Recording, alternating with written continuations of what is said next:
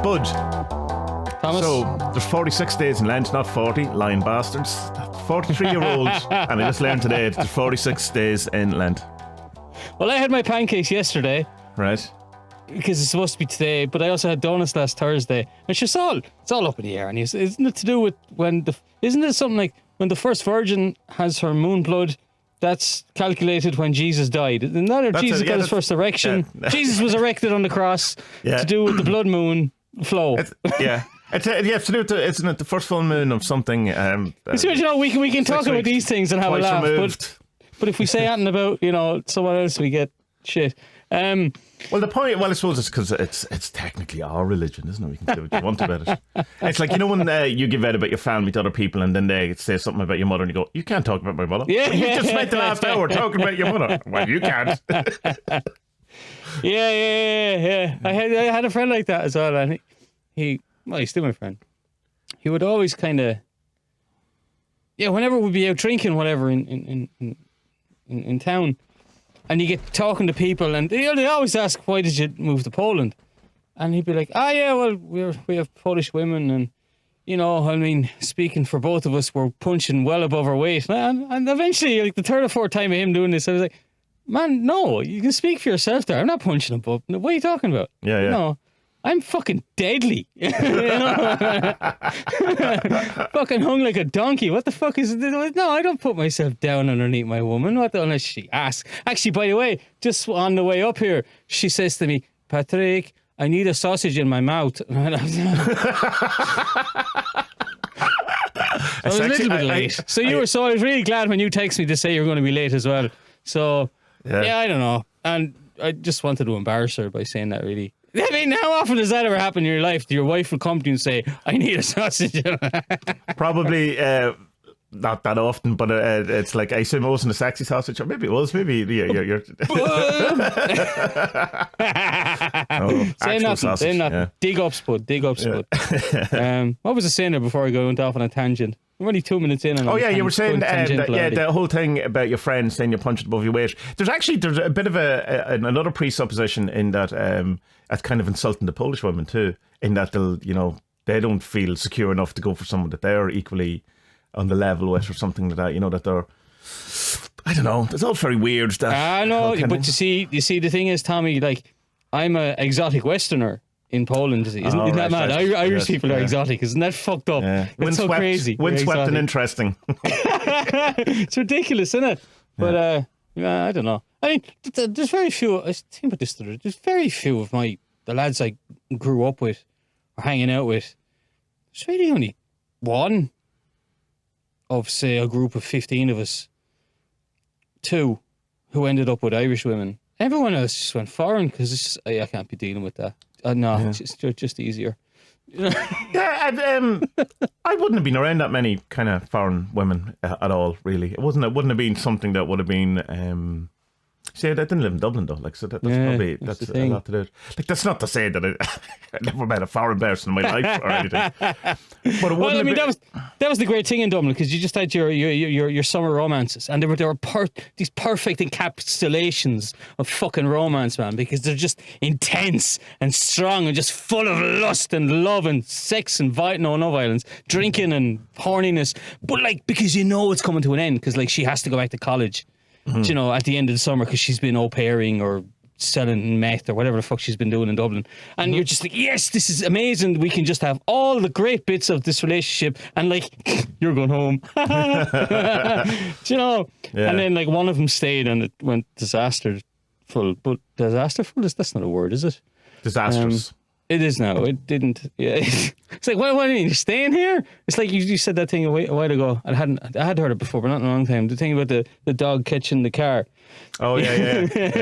Wait, you're staying? I don't know what to do. What do I do now? And I mean, there was even one time I was going to move to France after a young one, and that would have been fucking mental. Thank God that didn't happen. Well, maybe not. Thank God. Could you imagine finding out in a couple of years' time? Yeah, Spud, you got a sprog and he's 12 in France. What? How? No, not 12. How many years am I with Aga? I got my marriage. If you had a marriage wrong, 4-year-old didn't I? in France and you go, really, how did that happen? I got my marriage. I was talking to you lads there the other day, saying, "Yeah, I'm 6 years married." And when I asked her and shit, no, it's 8 years. I'm like, "Oh, right, yeah. Well, time flies. And you're having fun, It's our 10-year anniversary this year, as far as if my maths are correct, which possibly aren't. We can't really work out how long we're together though, because we the kind of significant things go, oh well, we were definitely at this wedding and we're now, but they're all wrong. They don't line up properly. So I don't know, 15 years, 16 years, 20 years, a million, a lifetime. A lifetime. It's grand, sure. Adam Curtis, his. Did you finish it yet? Did you get to? Yeah, I finished it. Yeah. Like, it's miserable for like the first 12 hours, and then like the last minute is like, oh, okay. Yeah. But even at the end of it, he says, yeah, there's a positive upbeat, and then the very last scene is like, oh no, very last footage.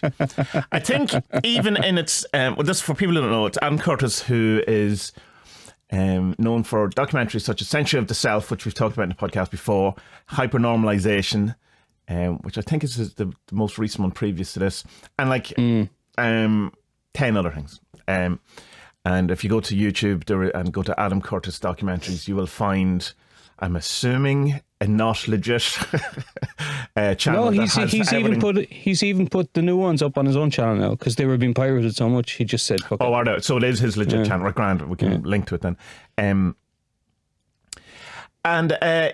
It's kind of way to describe Adam Curtis documentaries is they're the best YouTube style documentaries you're ever going to see in your life.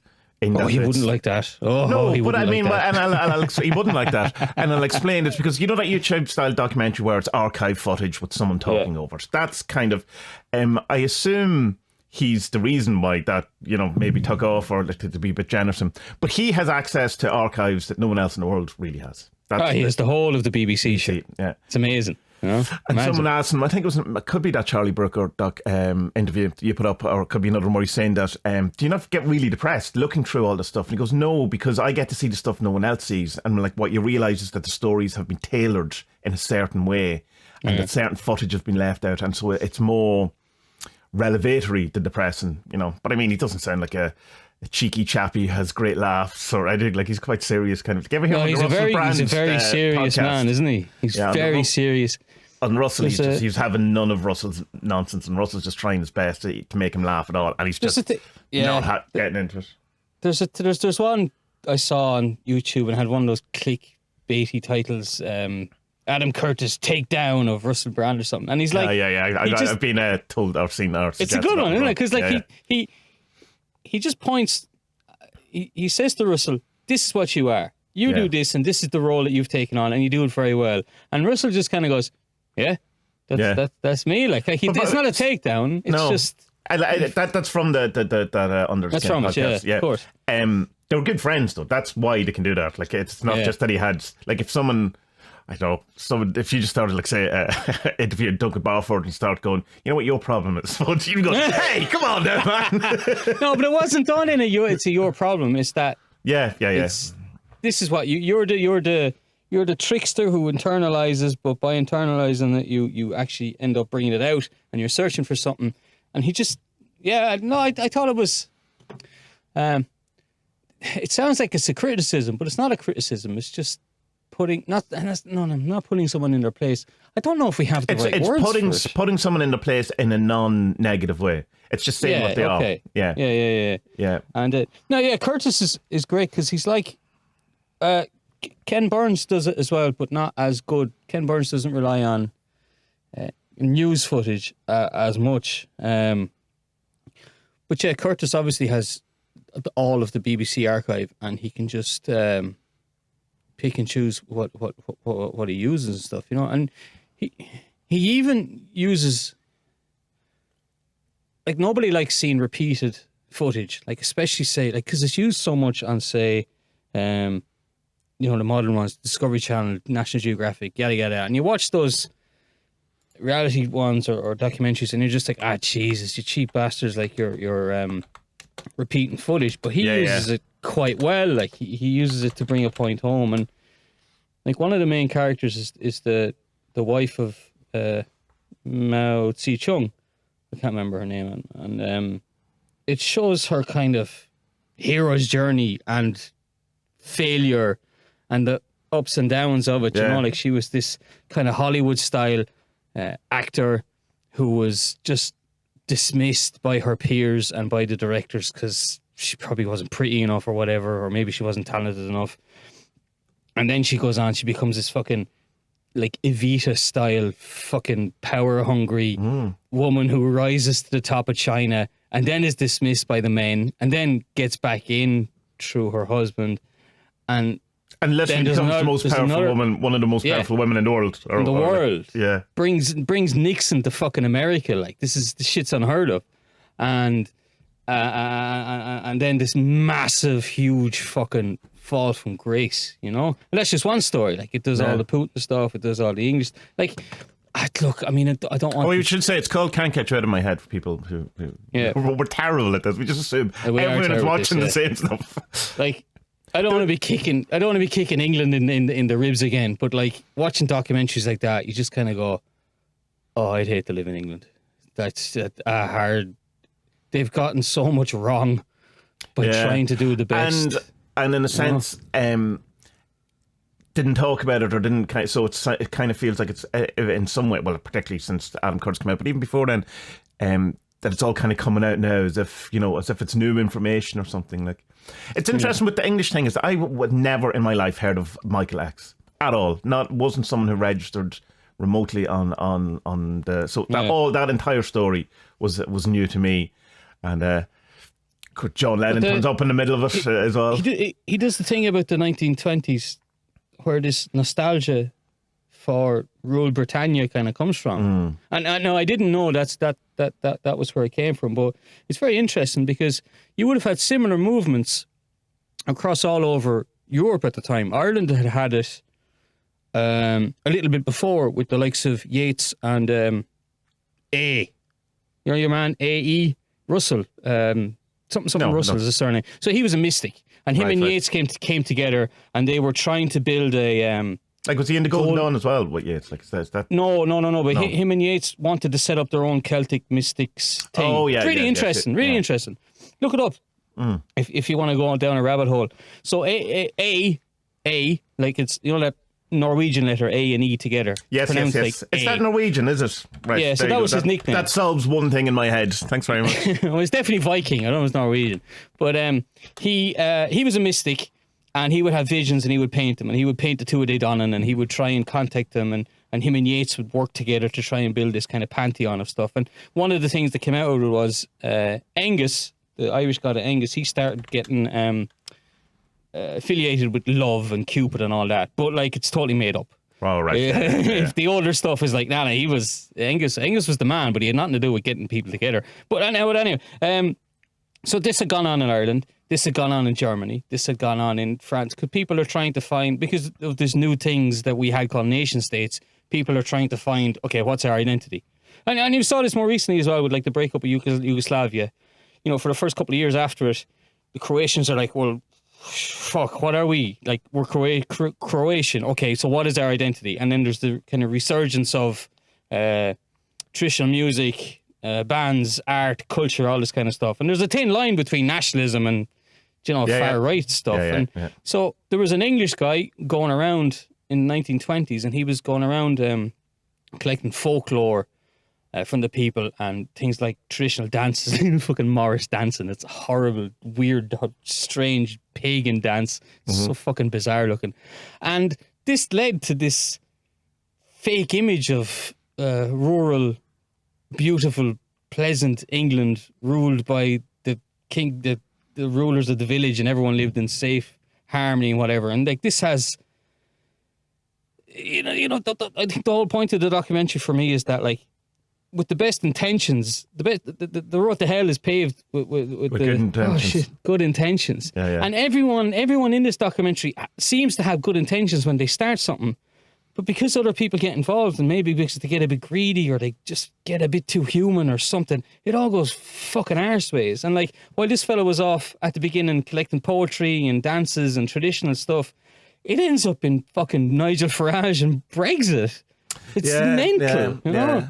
Yeah, it's what I love about Adam Curtis, particularly about the Century of the Self, is that it pieces stuff together that I certainly am never going to get to ever in my head. And kind of introduce you to characters that are like that whole Chinese stuff. And maybe this is a failing on my part, but I doubt it is because we just don't learn Chinese history at school. Yeah. That's such a huge part of world drama and world, how we ended up here and all that. I'm absolutely unaware of it. I had a kind of a vague sense of, Little Red Book, Cultural Revolution, something terrible, something, but like, it's an interesting point he makes about the whole social system that they have and where it's kind of horrifying to us in that, that you have social points and, all this kind of thing. But that's because we're putting a Western perspective on it. And he kind of doesn't say that it's good or bad, but just you have to say from their point of view, it's completely different and natural. And, we would have a very hard time dealing with it. But it's just like in the Century itself, like when you hear about people like Bernays, which he doesn't even mention in this documentary at all. Yeah, he doesn't need to, it's like, he was going, because we were saying on the Discord to each other, it's like the secret history of bastards or something that really should have been called, or it's just like it is though. Yeah. Every character is worse. Here's one, and you think that's bad. Episode 2. Have a look at this guy. It's exactly that. I was watching him just going, thank God my life's in a good place because this would have made me miserable 5 years ago. Yeah. Yeah, because it was like. Glad I watched it the week after I decided, fuck you, positivity was going to be part of my life, because the week before would end me. But there is, even in that, even with the Bernays stuff and, where he's laying out, here's what's going on. There's never, I don't find it doom pony in the sense of like the way an awful lot of us doom pony. I think he's saying, we can do better than this.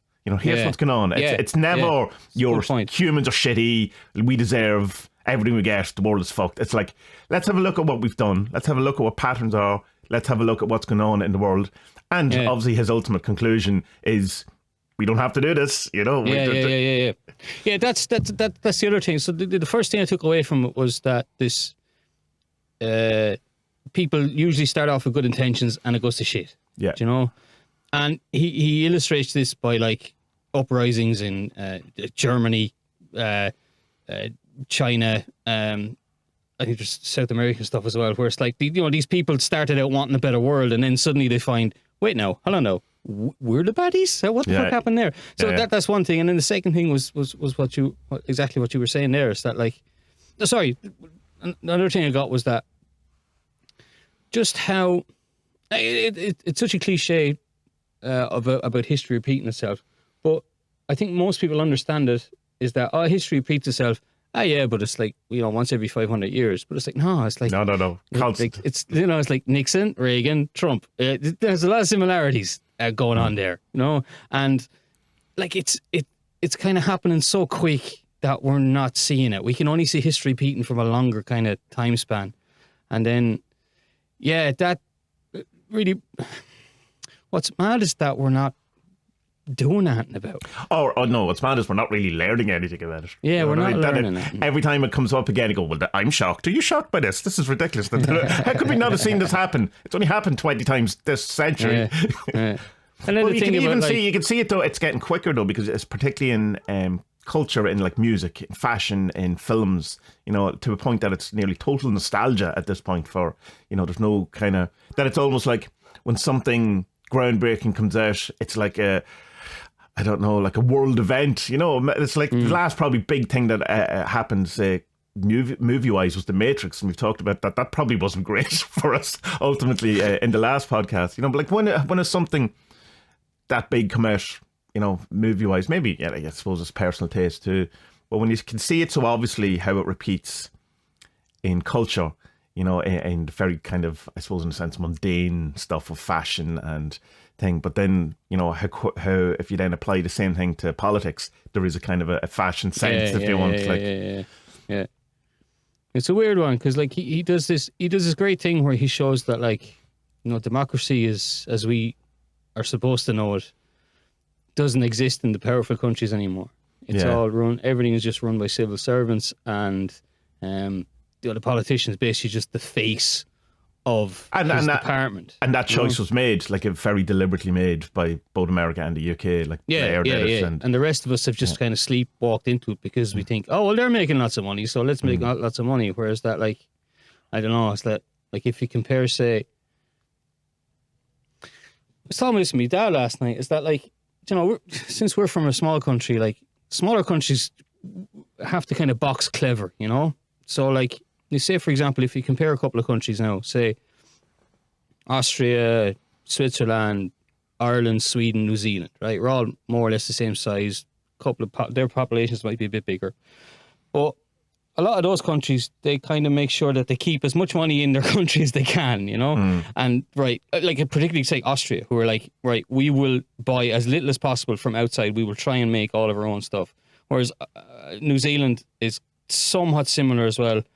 And Sweden would be too. And so, like, and the stuff that comes in, they try and make sure it's done as fairly as possible. Whereas, like, Ireland has taken this approach of, like, well, Facebook, Google, all the pharmaceuticals, come here and free, and you don't have to pay any tax. You don't have to pay any tax, and you can bend us over barrel, and like, the EU will come in and say you owe us tax, but we don't want the tax. You know, it's like, it's a strange thing. It's like, you can see the figure that Ireland has the fastest growing economy in the world right now. Yeah, because of that, so we don't. Yeah, but it's not real though. It's not real at all. Like, it's like we have.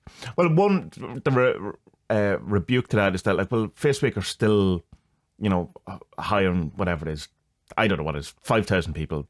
PayPal still have 4 people. Whoever works at PayPal, then, you know, and so there's that. But it's still when it's touted then as the fastest growing or the biggest economy or whatever. It was the biggest growth during the pandemic. I think that's what it is. And you kind of go, well, no, yeah, only because Facebook became ridiculously rich, not because Ireland did. You know, exactly. Yeah, I mean, the odd time I used to put ads on Facebook, and I see it now with the lads I'm working for. Like, they pay their PayPal, or sorry, their Facebook receipts are Limerick, Ireland. I was like, what? Right? Yeah. You know, I was like, what? Why? And you paid 23% VAT because it's Ireland too. And yeah, it's I don't know what's going to happen. I don't know. I don't like the way Ireland has run itself. But, like, well, here's the thing though. Why potentially Brexit might be wonderful for the country, in that now we have to bypass the UK, and so we have to kind of make our own little inroads and into Europe and different kind of, you know, places and whatever. And because we relied so much on, in a sense, on the UK and stuff, that it might, you know, once we don't fall into right, the UK is gone for us. Germany, will you be our new best friend, and we'll just hang out with you forever, or whatever it is. You know, like, we can kind of make a bit more. Problem though, Tommy, is that, like, so say, for example, like, you know, Ireland's supposed to have, like, the best dairy in the world because the cows are grass fed 365 days a year. Most countries, they have to get put in or whatever, you know. But the problem is that, like, you know, I can go to the shop and I can buy Polish butter for 2 zlotys, or I can buy Kerrygold Irish butter for like 5-6 zlotys. One double. You know, that's okay for some countries, say France, Germany, Spain, Austria, where people are earning good money and have more money in their pocket. But, like, Poland's not a poor country, but it's not a rich country. Yeah. You know? And is the butter, like, noticeably better though? Or noticeably worse? To be honest now, my dad won't like me for this. I prefer the Polish butter. That's it. I think it's, you know, I don't know why, but... Did you see Bill Gates' announcement yesterday that he thinks that all wealthy countries should be eating synthetic meat? That's the new push. Why can we not just eat plants, no? I think what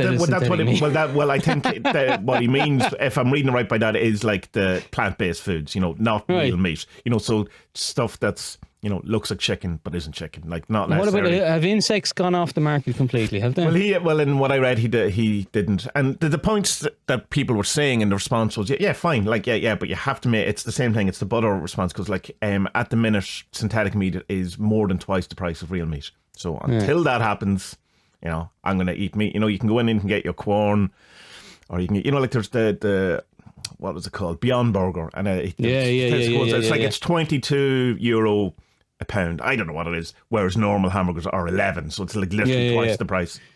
You know, it's like the cars, because we're going to have to change the car this year, and I've been looking up, like, I've been wanting to get a hybrid for ages because they're obviously good for the environment. Yeah.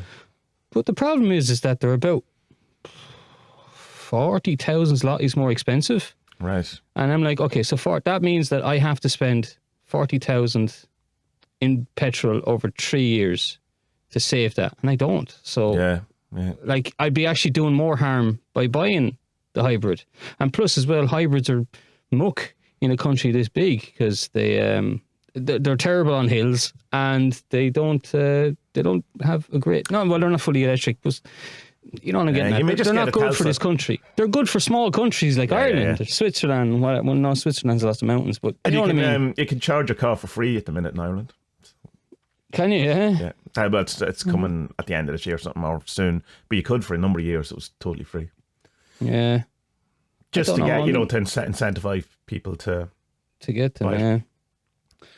I don't know. It's all kind of up in the air. Like, I mean, you see, like, there's still diesel cars for sale. And you're like, yeah, a diesel car. Yeah, but you won't be able to sell it. And like, I don't know. I don't know if the change is going to come when they say it is, because, like... Well, you can't sell new diesel cars from 2025 here or something like that.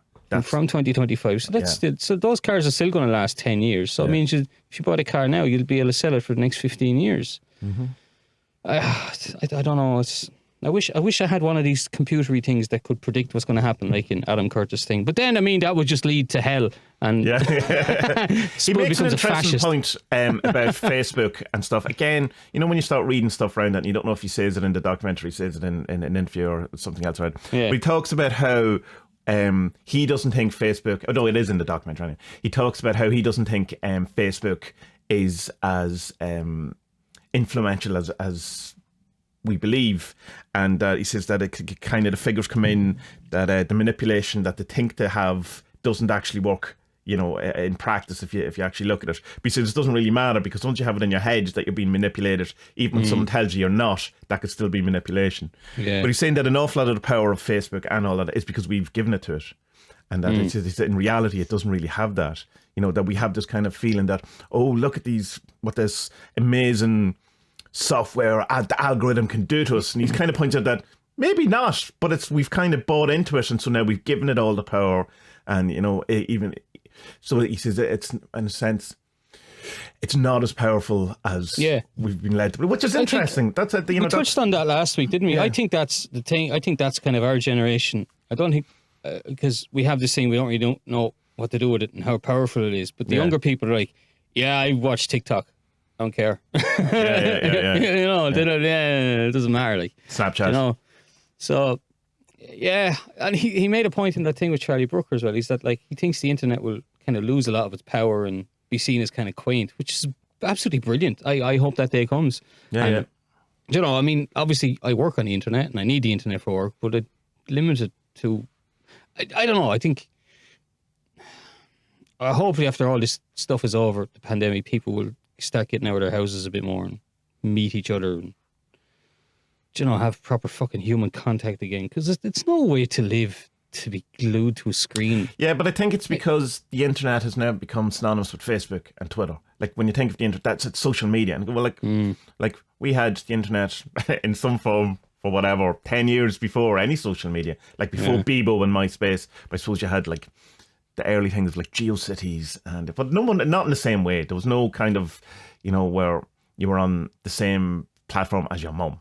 That that's very new. That's just, and but I mean, I think, because the way I'm saying, why am I on Facebook? And it's mostly from, I wouldn't know if I had a blog post how to tell people about it without Facebook. But I mean, I had a blog for years before Facebook. And different things. Of course, no one read it, so there, there might be something to it. But I'd love to try an experiment of maybe, like, doing something and not putting it on Facebook and see what would happen. See what I could through. But when I do the rare blog post, I'll put it on Twitter once. And I can put it on Facebook. Yeah, but I don't like, I have no stats on my website now at all. I have no idea how many people and I'm just like, I'm just writing it for myself now at this stage. Yeah, and if people like it, awesome. So, but I need to write more. I have the next 5 or 6 articles written in my head. I just need time to sit down and do them, Speaking of not having time to do stuff, what's this Sigil thing? Yeah, so this is the thing I kind of briefly mentioned to you at the end of the last podcast after we finished recording, and probably should have, I suppose, give people a bit more lead time into it, but I was kind of thinking that there isn't that much preparation involved in it, so, other than getting your whole mind space together. Yeah, and everyone panicking on the Discord yesterday. What? It's so odd, and I knew it was coming, so I wasn't shocked. In that you go, well, I'm going to make this as simple as possible, and yet we as a species don't like that. We like to immediately I think complicate. Give them notice. Be like, look, on Wednesday I'm doing something. Get ready. Yeah. You know, because if I know because we know from Star Ruby now, because we give it a longer lead time, that the initial enthusiasm was great, but because it was like a week or two before we started, it kind of over that week it dwindled. So I think if you kind of go, this is happening Wednesday, you're in, and it seems to be everyone went, yeah, okay, but it also could be the nature of the challenge compared to the Star Ruby one. But so the very basic idea is that you do a sigil every day for 40 days, and I was kind of tying it in with Lent because it was happening. And of course, it turns out that Lent is 46 days, and we've been lied to by the Christian. I think that's amazing. Like, it's the same. How is that 46? This has because to maybe this is. Don't count Sundays because you've already devoted that day to God, so it's not part of the. Is that the answer? Is it? Yeah. That's a shit answer. Yeah. But if the way you can look at they don't count Sundays, right? Then you can eat your sweets, have your drink, whatever it is that you've given up on the Sunday. If you're not counting it, I'm not counting it. But it's so the very base thing was do a sigil every day for 40 days. But you could now it's 46 or still 40 if you want. Don't panic over any of these things. But I said you could also tie it into the elements, which I thought was an interesting thing, which came out of a conversation we had about how to kind of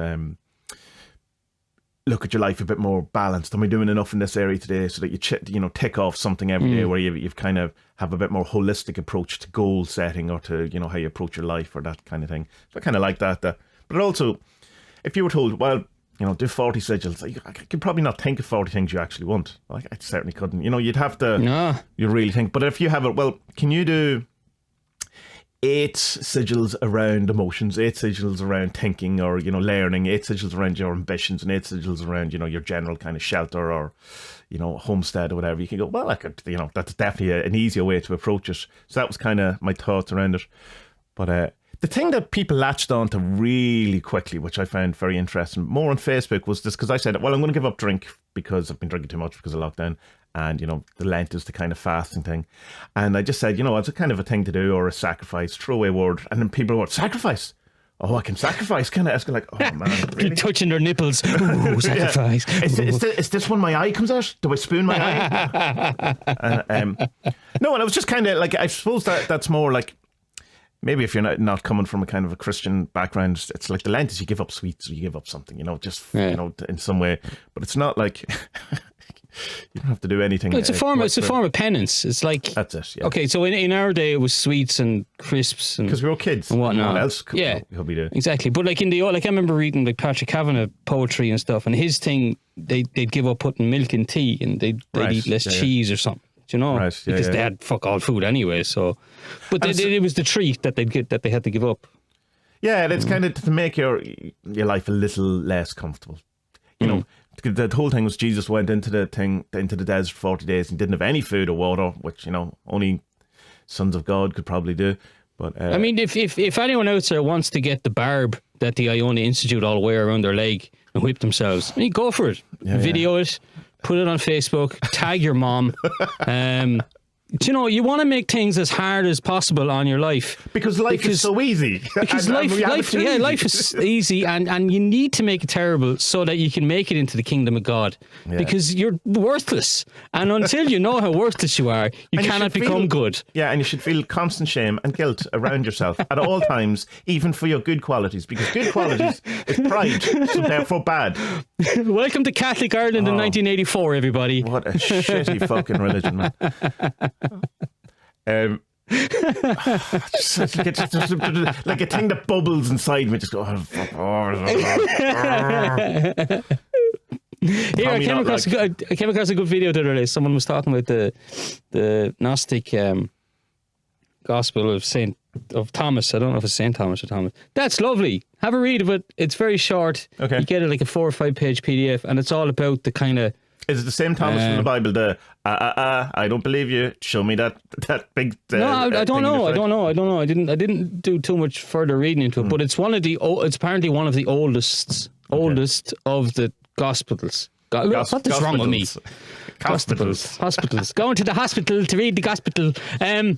it's meant to be one of the oldest ones of the Gnostic ones that were found at the Nag.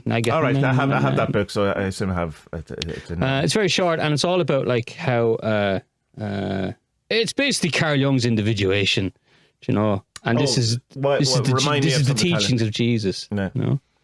Oh yeah, go ahead. I have a book for you to read. I'm reading it now. Abraxas recommended it on the Discord, but he also then when he finished it, he private messaged me, goes, no, read this, man, you have to read it. And it's The Daimonic Reality by Patrick Harbour, and you are going to love it, Spud, because I've read about 60 or 70 pages of it. And you know John Keel, you know the Mothman. Yeah. So I have the eight tower. I'm just getting my way through that at the minute. So it's very similar to that in that he goes, let's have a look at these UFOs, and you know, you have the stories of, you know, Jim was walking down the street and this googly-eyed man came out and all. But he goes, it's that, and then it goes into fairies. There's an awful lot about Ireland. He brings up about the Tuatha Dé Danann. There's all of this kind of stuff, and then now he's just segued into the whole Jung thing and is piecing all of this together, how that all fits in. So it's UFOs, fairies to Jung. That's as far as I've got, and then to his take on what it is. And it's one of those books, and it's been a long time since, you know, I've read where you kind of go, sometimes you're reading at night and you go, oh, when's the chapter? I'll just finish this chapter.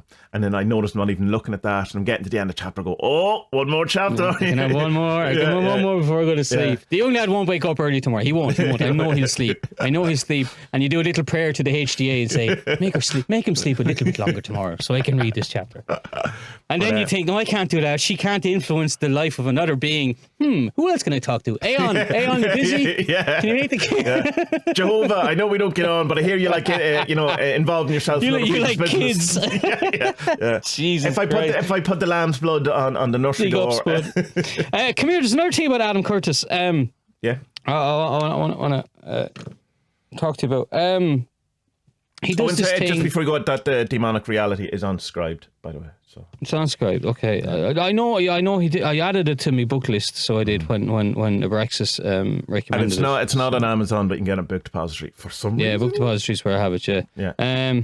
I'll just write it down. Demonic reality, isn't it? Yeah, it's DAI monic. If you put in demonic reality, you'll never find it because it doesn't come up in Google. But daimonic reality does. Patrick Harbour. Yeah. No, I have it on my book list anyway, so it'll be great. Right. The Aaron Curtis thing. And Uberboyo speaks about this a lot in his videos, but he didn't go in as deep into it, as in-depthly into it. And it's this idea we spoke about before about the left brain, right brain, and how... Oh, and it actually shows the footage of this, which I thought was interesting. Yeah, and how when you split the brain in two for people who have very, very bad epilepsy, it seems like there's two characters living in everyone. Minimum. Yeah, exactly. Minimum. That's the thing. Uberboyo's videos don't say a minimum. He says two. Yeah, he's really in the left-right dichotomy, isn't he? Like left brain, right brain. There was the soldier and the general. It's not what or something like that. Exactly. Yeah, and it's brilliant. It's a brilliant idea. Do you know? But the guy who came up with this first, and he found it totally fucking by accident. Like, do you know? He says the guy who found this and discovered it. He says like, no, there's multiple people in all of us. I thought that's fascinating because then that Jung brings says that too, though, doesn't he? Like he says there's a multiple personality, pretending it's one under the guise. And you remember, like I've brought this up tons of times. The Sadhguru thing, whereas like you just there is no self. You can just be who you want to be and just take off that hat and put on another one. And this is exactly the fucking same thing. You know, we have all the personalities that are within ourselves, and if we just take a step back when we're in a situation, and say, right, well, which Spud is best here? Okay, put on that hat and then, I don't know, drive a train, whatever the fuck it is that, that you need to do. Spud the train driver. Spud with the cool hat, train driver thing, you know, and then, you know, you get off and then you have to like be a cowboy and then you change your hats and like, hey, Spud's a cowboy, yeah, yeehaw, motherfuckers, or whatever they say, I don't know. Yeah, it's very interesting in that one part of the brain is basically, it's the person who has to take all of these personalities and kind of cheat you into believing that it's one person. Like that's just what it does. You know? That's the thing. It takes like, I don't know, say like 50 things happen. It takes 50 things that has happened or that are happening in your surrounding, and it weaves a story through them all to make them connected. But the thing is that they're actually not connected. It's total fucking chaos. Yeah. It's total chaos. But this self, this ego, has to find a way to put it all together so that it makes sense to you and you can react. And like, whoa, man, like maybe we should just be all like, everything's chaos, so fuck it. Like maybe the Discordians are, not maybe, the Discordians are probably dead right. Yeah. Just ended up there, Crazy. the two guys didn't end up in great places out of it though. But not according to Adam Curtis, I've heard that before, but the two guys. Yeah. It's interesting that whole left brain, right brain, or the person.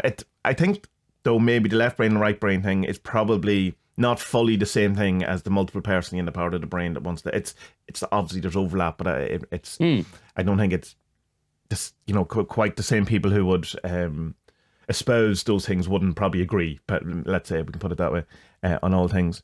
But that thing where the experiment where to split the person so they can only see the left hand and right hand, so one eye can only see one thing, and supposedly that fits up that way, and they can influence or they can get someone to do something that isn't their choice, say, and then ask the other part of the brain, why did you do that? And the other part of the brain will say, because I wanted to. It will come up an excuse on why it lies. It decided to do it. It's just like, and they go, no, and like you one in the Adam Curtis documents, because she's going like, I wanted to go to the closet, I wanted to take out a particular dress, and then I noticed I was taking out another dress. It had nothing to do with me.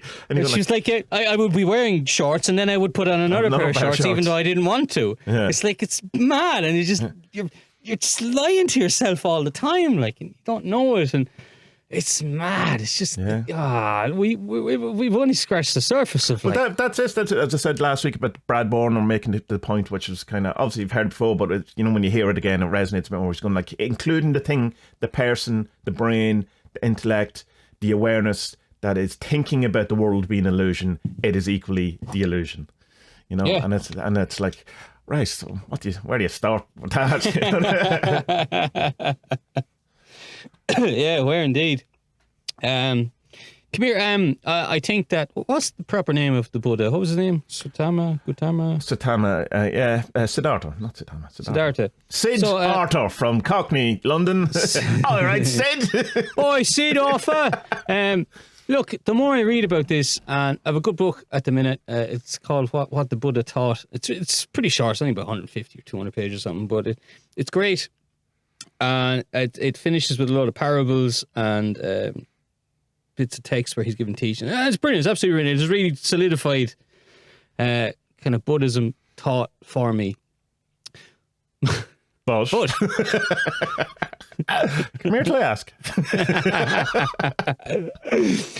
I was thinking the other day. I just sledgehammer in your hand. No. I've stopped. I completely stopped gambling there for a long time, and I put a whole 20 zlotys into my account the other day. And I thought, fuck it, there's a match on, I'll put a 10. So I immediately lost half it, but I won most of it back in the last couple of days. 20 zlotys, what is that? Less than €5 kind of thing. It's nothing.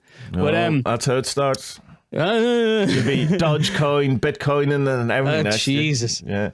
But owning Game Master. Game Master? Game Master. He goes on a bit about intoxicating drink, okay? So you're not allowed to drink if you're a good Buddhist. You're allowed to have sex, but you're not allowed to have immoral sex. I'm not quite sure what that means, but you know what it means. This is a podcast for children, Tommy. Yeah, sure. And he doesn't say anything about gambling, so I'm like, woohoo! But also obviously he suffered from a chronic gambling disorder. Well, you see, the intoxicant thing isn't necessary. It depends on who you interpret as. The intoxicant gambling can come under because it's an intoxicant to the mind. Damn it. Alan Watts is a great one where because obviously he was an alcoholic, and when he gets to it, he goes back to the original kind of thing of what it was, and there's a particular type of drink or something that he alleges is what the do not have this drink. He goes, so we're all good. That he does it completely in jest, obviously, but it is funny. Like he says, whatever that was that we no longer have. Yeah, of course, yeah. Yeah. So it's obviously the Buddha had a gambling problem, and it sucks. But he was able to take off his gambling hat, put on his enlightenment seeker hat. Under the tree, he just cut his brain in half. You see, he put on the enlightenment seeker's hat, but he cut off a bit of the wanting that would have messed up that hat, and became awake and got rid of his gambling addiction. So well done, Siddhartha. Sid Arthur. Sid Arthur. Yeah. I've nearly finished John Higgs's book. It's really, really good. You should get into that. Hold on till I find out More what the actual bloody name books. is. Well, it's an audio book, this one, because John reads it himself. The Future Starts Here, an optimistic's guide to what happens next. I had this in my what's the thing? My backlog in my account, whatever. But Dave Lee was saying after I was put up the Grant Morrison stuff, he's saying, "Have you checked this out?" And I haven't, obviously, because John Higgs, as we know, wrote one of the most amazing books of all time, which is the KLF book. But it's really good, and it's proper. It's optimistic rather than forced positivity, and it goes through an awful lot of the different kind of ideas around all of that. And I don't want to say too much about it because it's worth going on the journey, man. You know, I'd say it must be similar to that Rutger. What's his name? One that I've told you about before. Rutger Bregman, Humankind. Human Kindness, isn't that it? That's great. It's a great book. It's really A Hopeful uplifting History. No, just Humankind. Well, the one I got is Humankind, A Hopeful History. Is that right? Yeah, Rutger. Yeah. Bregman. Just a nice story of just like, okay, the world might look like shit, but actually, if you look at it a bit more closely, it's not. Like, people are awesome. No, you just need to give him a chance. Kind of conclusion of John Higgs' thing is he's not saying, like, I mean, he says we're in a bad place, you know. He says, but the kind of idea that we've no solution to this is ludicrous. We've any number of solutions. We've a great number. One of them is that we can get out of all of the thing if we just allow half of the earth to be nature, do whatever it wants, and we can take over the rest. It's as if we don't have solutions for this. But there's, you know, it's kind of like, we would rather have nation states and tribalism and all die than you know, not do that. That'll go. I think that'll go because they're already going nation states. They're not nearly as powerful or influential as they were. Okay, you see some blocks kind of emerging, but I think those blocks will eventually just kind of revert back to what we had in the Middle Ages in the city states, like. Which isn't great either, because that's when we had the most wars on the planet. But they were all short, and not that many people died. No, but relatively. Look, the whole idea of nation states was bad. We should all have seen that by now. Yeah. You know, it just led to the most wars we've ever had. Yeah, we still, but previous to it, we still had tribalism. You know, and we still, you know, but it was more. I suppose it was smaller. You know what I mean? It wasn't in. And we probably couldn't rally millions of people together at once in the way that we can now. But it's the thing that it's the side that came from John Higgs, Adam Curtis, or a million other things I've listened to this week. But it's talking about that we have this control mechanism set in place through society and culture that unless we have government, we're going to go into, you know, the world's going to fall apart. You're going to have tyrants coming to your door. There's going to be, you know, people taking over all of the sci-fi, you know, futuristic things we've ever seen. You know, how the world falls apart, and kind of go, you know, when this actually happens in places, the opposite actually happens. People pull together. People start helping each other out. And it's kind of, we need to have this dystopian idea that the world will fall apart without our rulers. Is the only reason why we have rulers, because you know, we've kind of in a sense bought into that lie. Yeah. It's like the thing about like, excuse me. You know, like people have this thing, especially here from like evangelical Christians and stuff. They're like, well, I can go around shooting anyone, but the reason I don't is because of God. It's like, so the reason is the only reason. Yeah, seriously, that's the only. You know. It's so ridiculous. Weird, isn't it? Like it's crazy. You know, if God said it was okay, I'm shooting all these fuckers. Everyone. Yeah. Well, like, what the fuck is wrong with your life? Do you want to kill people? Like, you know, what the fuck? You know, it's bizarre. You know? No, but it's like not to say that, you know, religious or spiritual thought that has been that we've kind of had it our entirety. Maybe, but there's good evidence that we've had spiritual thought from the very early civilizations now. So it obviously has molded morality in some way. It's not that, you know, we can. It's easy to kind of say now that, oh, we don't need religion to be moral, given that we've had 30,000 years of evolving with some sort of spiritual thought. But the question of that, why I wouldn't do bad things because, you know, God will punish me, is a very questionable way to be leading your life. You know, I would do these things other than like that. It's also, that's like kind of psychotic in a way, isn't it? Like, I mean, it's like, it's totally. Well, I mean, you know, and it's like, but people are like, but I wonder though, do people actually believe that though? You know what I mean? If it don't really know. came down to it, would that be? Is that really the barometer of how they're living their lives, or is that? Well, I don't know, man. I mean, I'd say there's an awful lot of people out there who don't do stuff because of like for example, like Wałęsa is a former president of Poland. He lives in a big house with his wife. They live in separate parts of the house. They don't talk to each other, but they're still married. They still live together. Yeah. Because they're Catholic. Right. Fuck that. Yeah. You know, that's mental. And did they both have best friends of the opposite sex that stay over? I don't know, to be honest now. I never went. I like him. He's not that popular in Poland because he kind of puts his foot in his mouth. But like, he's a forklift driver who brought down communism. That's pretty cool. Hero's journey, if ever there was one. Did he have some sort of a mystical wizard foreman on the site or something that lent him some spiritual insight halfway through? Was there a problem where his hand went missing at one stage, only to be returned in some sort of a robotic sense later? I wonder. I must look into him a bit more. Yeah. Anyway, so I don't know. Like, I mean, you don't want to lecture people on like what they should be doing and shouldn't be doing, but it's pretty simple. Like, just be sound. You know, just try and be sound. Don't even be sound. Try and be sound. And try not to live in fear, because fear makes us do very strange things. That's become very obvious to me. Now, obvious, that's not the word I want to use, but it's become more obvious to me, I suppose is a better way of saying it, in that how fear... it's like that thing about the Facebook, and that you can give your power away to something that isn't actually, you know, like you think, oh, the algorithm. Don't give it, you know, don't fear these things. That, you know, like you can be aware of them. It's like, that's the problem with the forced optimism of, say, the Kabbalion type thinking or New Age thinking or the law of attraction or that, is that it forces you to ignore the reality of what it is. Yeah. And it's not saying, and that's what I like about Adam Kurtz, is that he's not ignoring any of the reality, but it's just he's decided that his conclusion isn't going to be fear-based. It's, you know, it's look at the triumph of what we have done and what we've accomplished, what we can, and given that people, for the most part, as you've pointed out, are starting out in a really good position. You know, we're trying to be good people, you know, and trying to do these things. But I suppose we can give into fear a bit much. Spud, we watched another documentary. Yeah, we did. Yeah. What was it called? It's called The Witch of Kingscross. Isn't that right? Yeah.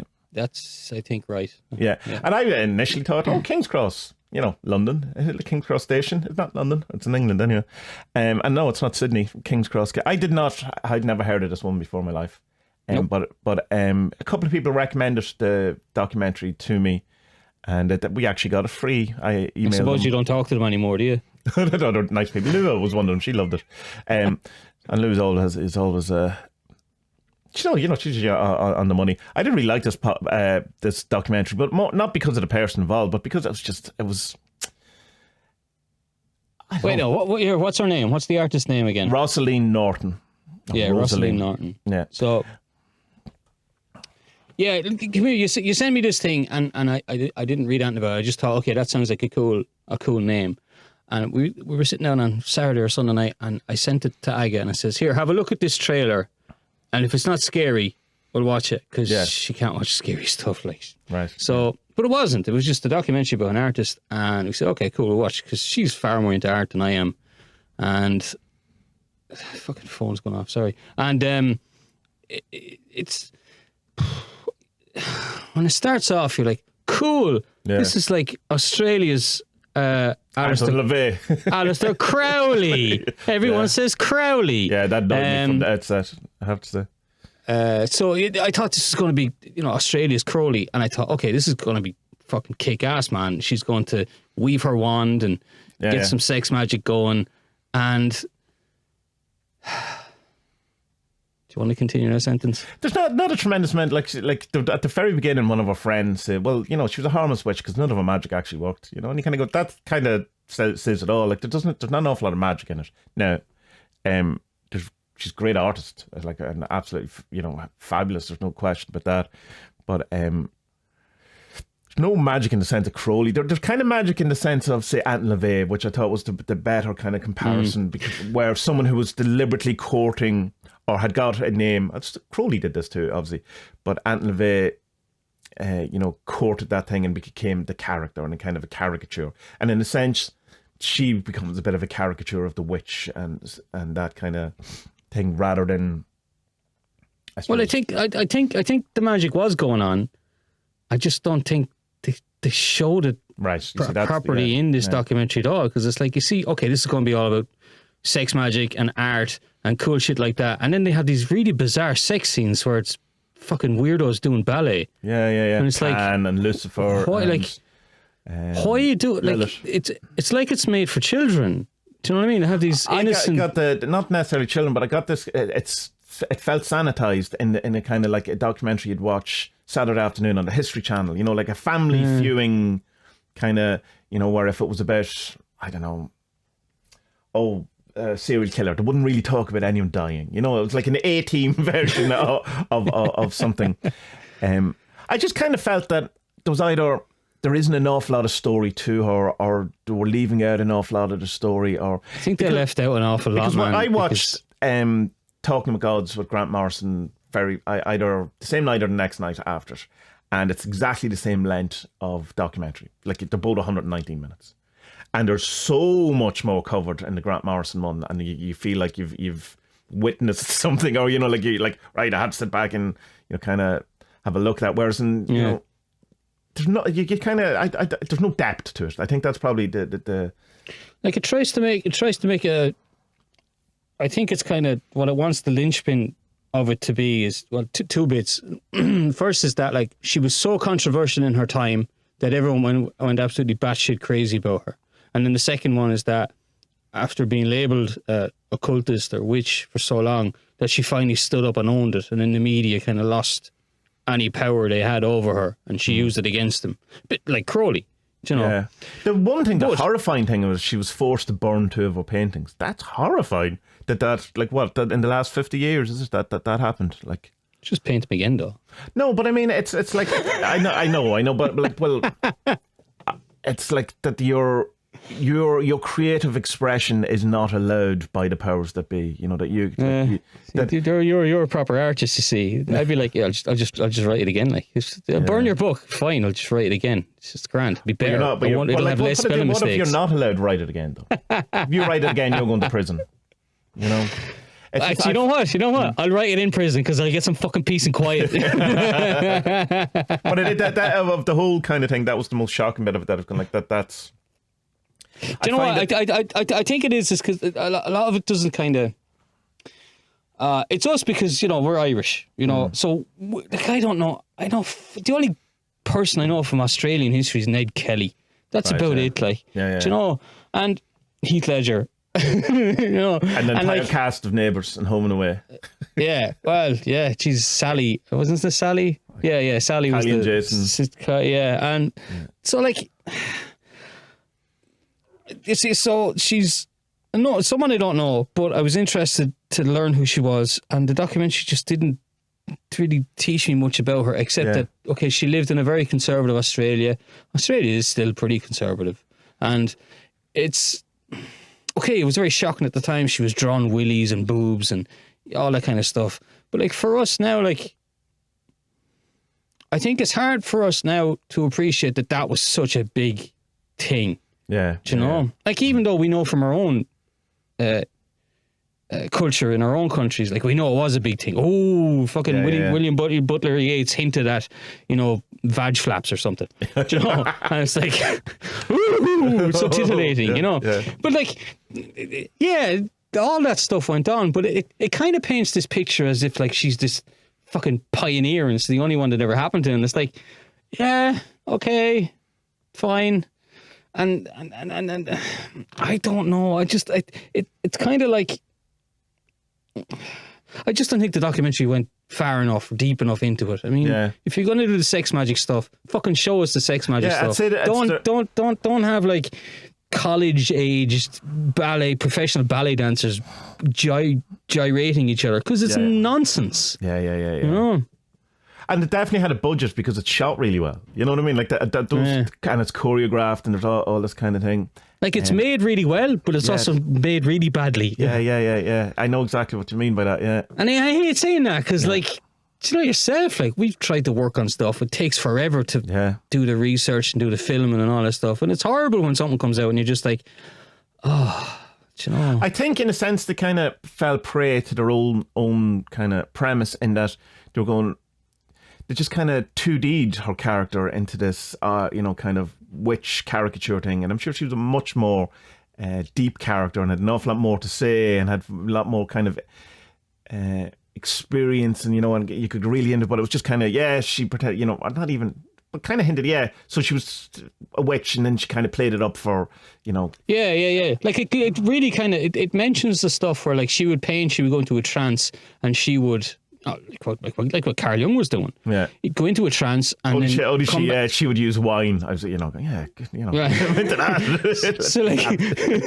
she'd come out of it and then she'd paint the figures that she had seen or spoken to or communicated with. That's fucking brilliant. Like, do a documentary about that. And they're just it's mentioned for a minute and it moves on. Oh, well, she drew a penis. Yeah. Oh, come on, like. Yeah. There is a biography about Neville Drury does it, so I might try and see if I can pick it up. Like, she was big into the cliff art, which is not mentioned at all in that documentary. You know what I mean? That I can remember, anyway. Big into what? The cliff art, the opposite of the Tree of Life. Sorry, yeah. So, it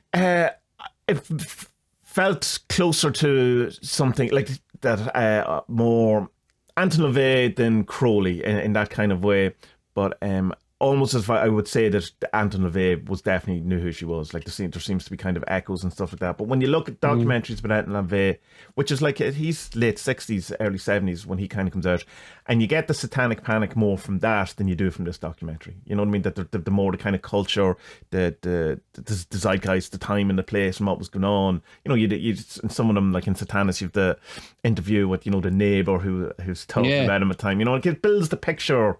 A bit more or something.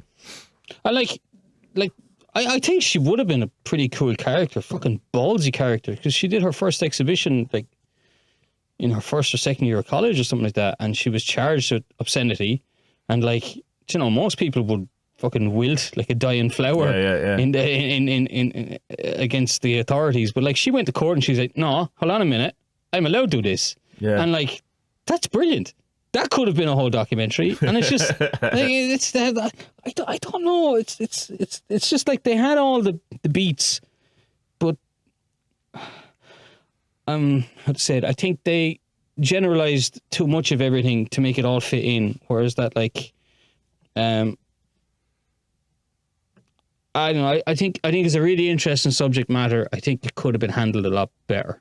Yeah, That's maybe a sex magician or a telemite or something like that would have done it a bit better, because it kind of came across that maybe the people doing it didn't know all that much about what she was really into, Yeah, like the sex magic is there, but it's not there enough. Yeah. And with like the Anton LaVey stuff, like it, and I didn't like those parts of the Anton LaVey stuff. I found it kind of boring. So ooh, boobies, whatever. But in this one, like, no, actually, I kind of wanted boobies. I know what you mean. Yeah. Does that make sense? Because it doesn't show, it says she was into it, but it shows these weird pantomime ballet stuff. It's like, that's not sex magic. That's weird. It just felt very surface level, the entire thing, and but I mean, it's a well-made documentary. It's it's on Amazon Prime. I don't know if you have to pay for that or it becomes as part of the subscription.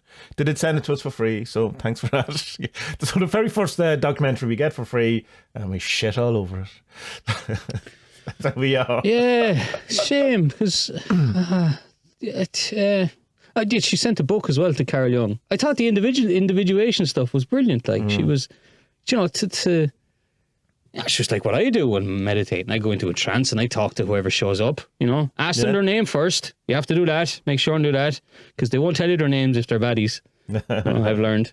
But like that's so cool that she did that, and she would draw stuff from that, and that was her inspiration. She had this kind of obsession about the duality and the polar opposites of things. The good is in the bad is in the good, all that, and then they come together and they're one.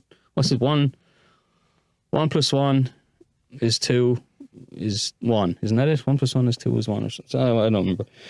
And like, it's that kind of stuff's fascinating. It's brilliant. And it's just, And then she went to live with a gay poet. So fucking what? Yeah. You know, but the poet, like, as well, like, I know watching it, is that, like, we live in, you know, we're nearly 100 years later when, you know, like, this stuff, well, is this stuff still controversial? I suppose it is. I mean, they have this thing in Poland here in January. They do this collection for hospital charities. And there was some kerfuffle about, you can see it, it's on DeviantArt. If you look up Virgin Mother or Virgin Mary and Kermit, it's the Virgin Mary holding Kermit as the baby Jesus. And it's cool, right. It's cute, you know. And so some people got in trouble with that in Catholic Poland, but like I don't know how much trouble it was. It made the news, but that doesn't really mean anything when you have like 4 or 5 channels of 24-hour rolling news kind of thing, you know. Yeah. So I think it's just a little bit hard for us to really identify with how much of a kerfuffle she would have made at the time, because for us now it's just like, yeah, sure, willies, you know, willies are everywhere. And I suppose her being a woman too. I mean, us Snowsman Spar did equally. I was going to say vulgar. That's not the word I mean. Seemingly risky. Vulgar. Paintings. You know, in the early 20th century, and so like it's like maybe it was more because he wasn't as well known or didn't, you know, kind of court the kind of media as much, that, but it didn't seem. It seemed probably maybe more allowable because he was a man or something. I don't know. I mean, they're all kind of factors that have to come into it too. Obviously, I have to make the point, but I think she's fascinating, and I would love to know more about her. It's more just the actual documentary rather than her story or her. I'm the same. And it's definitely it's not the worst documentary I've ever seen. It's definitely worth your time. I just came away feeling unfulfilled. I think that's the it's kind of like, it's like you read a trivia book about something, but you'd have preferred the novel. Yeah. That kind of way. And it's, I think she would have been a cool cat, all right, but I don't know. You can hear what the problems were. Like, I really wanted to like it. I really did want to like it. You know, I really wanted. I thought this was Australia's Crowley, and she was going to be. And maybe she is. Like, I mean, possibly she quite is. It's just that's not what. Well, I don't know. One of them says, one of the guy, the art dealer in the pink shirt, I think, or the red shirt, I don't remember, maybe there's something wrong with my telly, and he says that, like, she's not well known. What? So, like, all this documentary on someone who, okay, cool, you want to bring her back and make her more well known, cool, so, Anyway. Watch it or don't. Yeah, well, links will be in the show description, maybe. No, there will be. I'm getting better at that. She had a mummified hoof. Did you hear that bit? I don't think so. Where does one procure a mummified hoof? eBay. eBay now. Look what I mean. What was the equivalent? I don't know. I did enjoy all the pan stuff too, as well. I should mention. Like, I mean, I did. That's obviously leans towards my kind of areas, but I kind of. I feel like talking about it brought us a bit down. I feel a bit deflated by it. Any jokes? Tell us me jokes, bud. Tell me a good joke. Get me back. Get my energy going again. No. I mean, just on it again. Like the way that she took on the media and won and made them kind of work for her. That's brilliant. Do you know that she did that? But there's no, I don't know, it just doesn't get across properly. So I don't know. I don't know. There's so many things could have been great about it, and it just didn't work. No, I told you my Buddhist theory, didn't I? So he was a gambler and a womanizer, obviously, and a drinker. That's why he had to give up all those things. No, what else? I'm not really to tell you, man. I'm still reading the same couple of books, so I'm trying to get my way through them. Are you going? Well, I suppose we could go. Are you going to do the sigil thing? What's your thoughts on it? Oh yeah, I'll do it. Yeah, but what was confusing me was the. No, I know what shoaling is. Shoaling is when you have 4 or 5 sigils and they're all connected to one big higher goal. Yeah, it can be. It's doing a number of sigils together that in some way energetically, by doing them together, connects them. So that if you have... they connect them to each other and it's not to something higher. Not to doesn't have bigger. to be. No, doesn't have. It'd be it like, can be. Yeah, you can do whatever, but it doesn't have to. It's like if you have...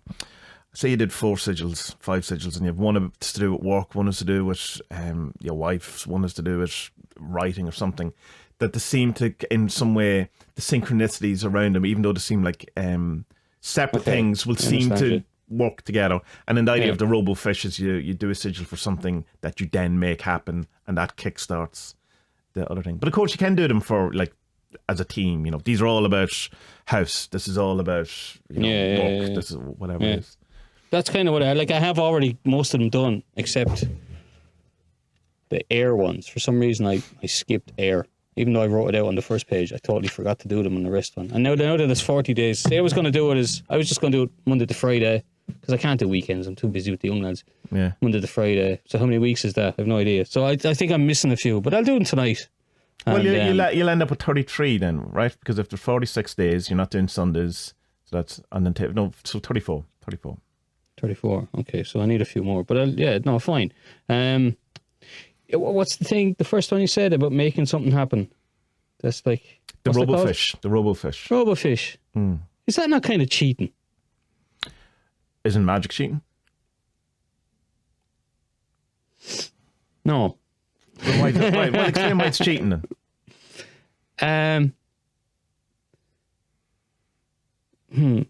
I'm not sure. I haven't thought about this properly. Is your Catholic guilt coming in that you need to work for this? I mean, so it's like, a sigil is for something that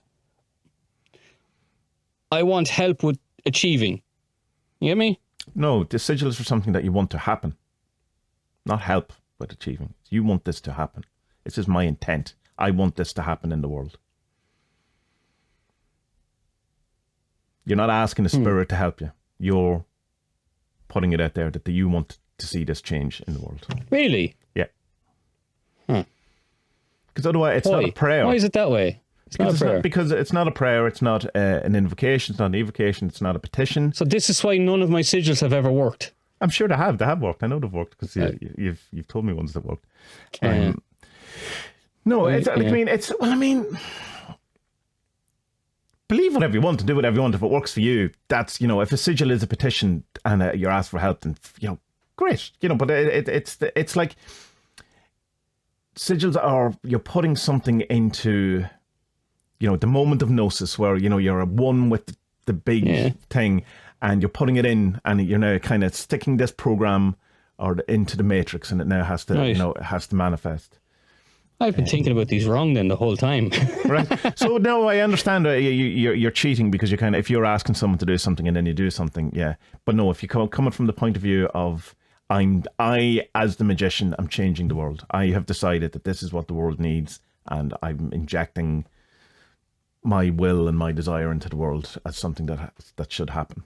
Nice. So therefore, if you have the robofish, is the idea of that. I want 5 things to happen, 4 of which are, I want to happen, but I can't see a way of happening. Say, just for this example, and one of them I definitely can, because it's something really simple. It's like, I am going to drink coffee, whatever. I'm going to eat food. I'm going to have pasta for dinner, whatever it is. So when that happens, it's because you're all energetically connected that it makes the energy go into the other ones more. So, this movement has started. If this one's working, then, the kind of momentum starts. That's the idea of it.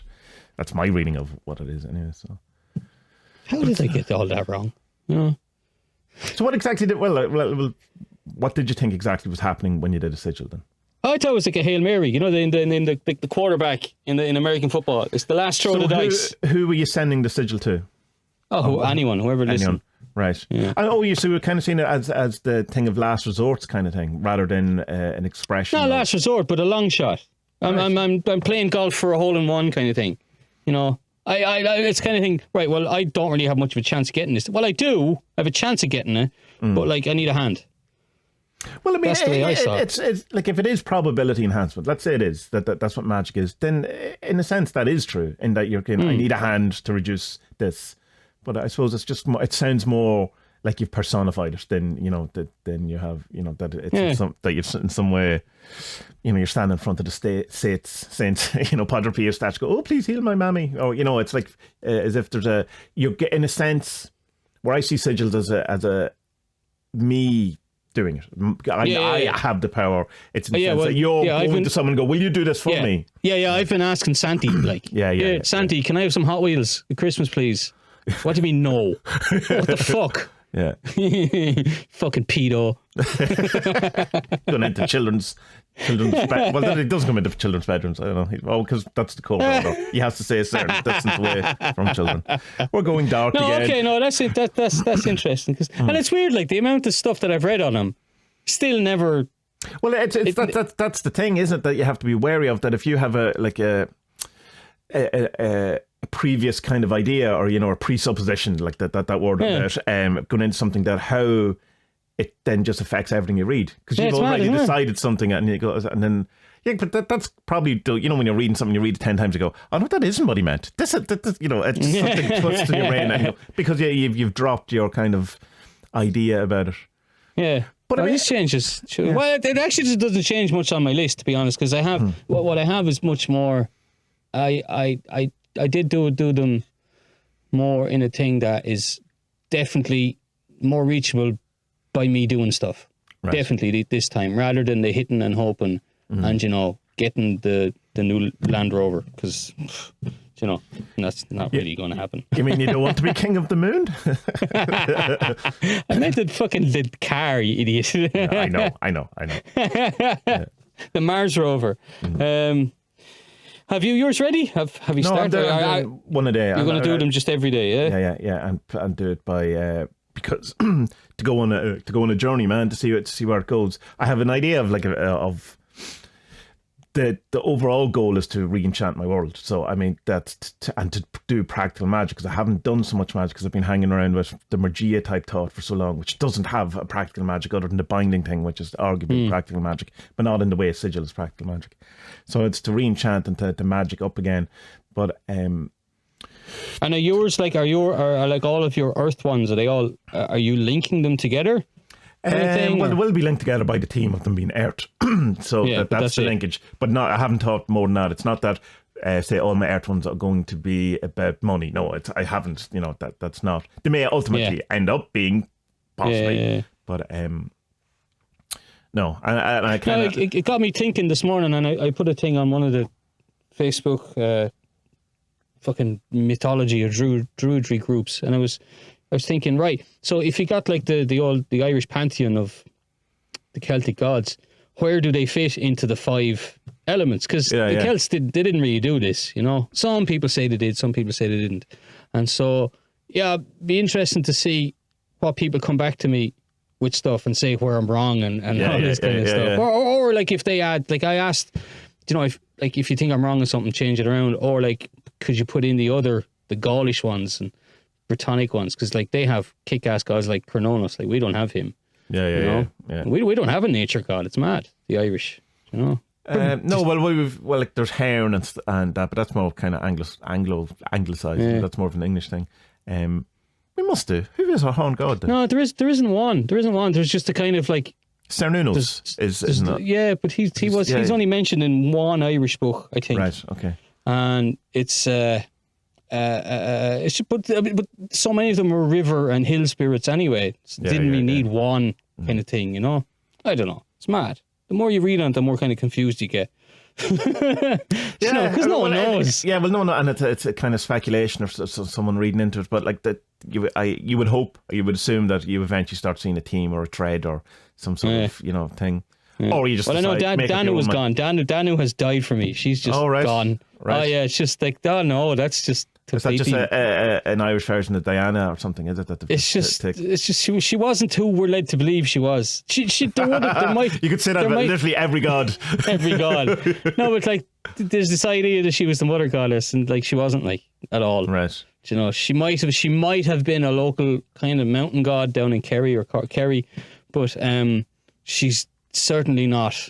And this is the modern research on her. Like she's just not who we've led to believe she is. But what about then you have the things like the idea of like Saint Cyprian, right? I know you don't go with it, but like he definitely didn't exist. But seems to work quite well for people, know. So I mean, look, it's the same. I've spoken to people about this, and like they say, but she works for me, and whatever, that's cool and all. But it's like my problem with the Om. or the runes, using or any of them. Ohm runes as magic divination, because I'm from there and I know that's what they weren't used for. Yeah.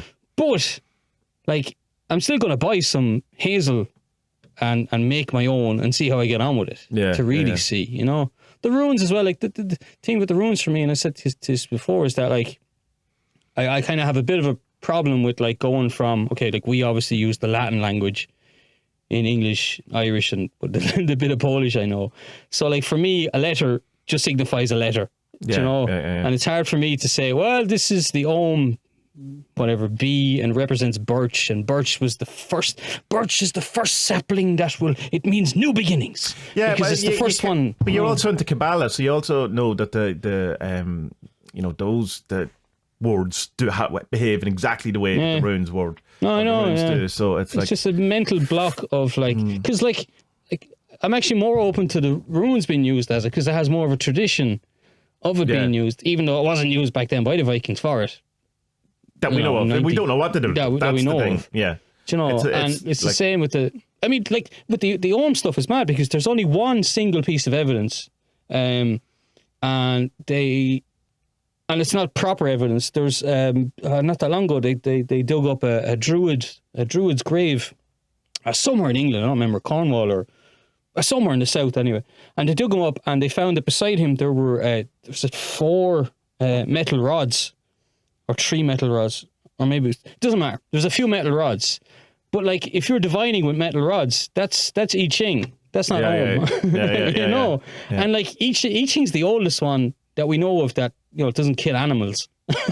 You know, so it's like, and that's what the Celts did. The Celts would ritually sacrifice an animal, and they'd read the entrails and be like, yes, he's going to be the king, or I'm going to score that hot blonde Colleen or whatever. You know, I had to kill a cow to do it, so that's obviously going to impress her, you know. Imagine what a fucked up world that would have been. Hey baby, I'm a druid, I'm going to kill a cow for you. Yeah, but it's the whole idea of sacrifice is a very interesting thing in that we have it is in that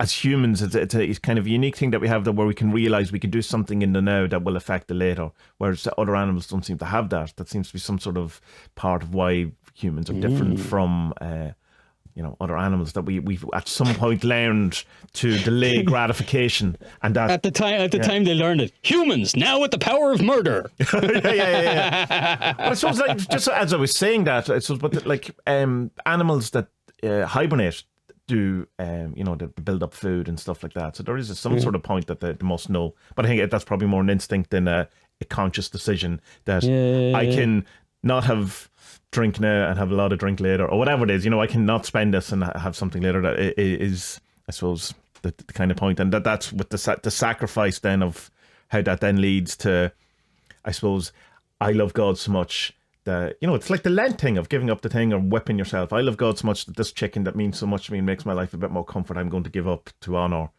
You can see how it gets there. You know, it's an odd kind of a. It's like Adam Curtis, isn't it? The road to hell. Paved with good intentions. Good intentions. Yeah.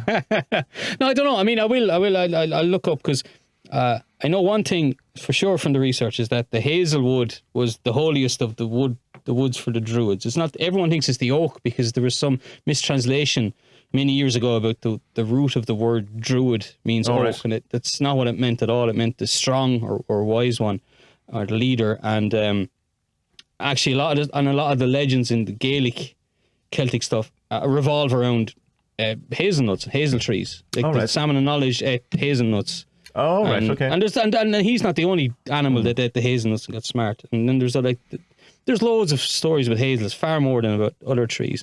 So it seems to be this was the tree, okay, the main tree of the thing. But like, I don't know, but it's fun learning. It's fun to learn about stuff, you know. So if anyone wants to buy a set of Ohm staves, I'll even do a sigil, you know, no worries. Right, Tommy? Right. Goodbye. Bye.